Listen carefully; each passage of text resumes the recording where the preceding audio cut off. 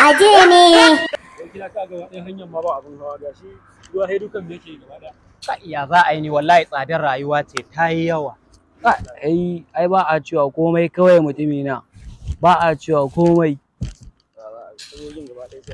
Wallahi sai haƙuri dai lamarin rayuwa. Tuma duwa.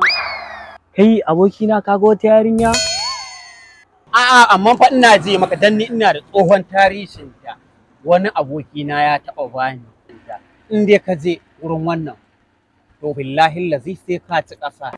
Sai ka mutu. Me? Inna lillahi wa inna ilaihi raji'un. Kana nufin mutuwa zan yi? Ina tabbatar maka in dai ka je gahi wannan ruwan da ake yi ƙasa ta yi laushi kartawa ɗaya biyu za mu gindaya ka. Daman gahi gari na ruwa da kaman tona ɗaya biyu za a gindaya ka. Kana nufin kula mata na shi ke mutuwa zan yi inna lillahi wa inna ilaihi raji'un. Aje ne.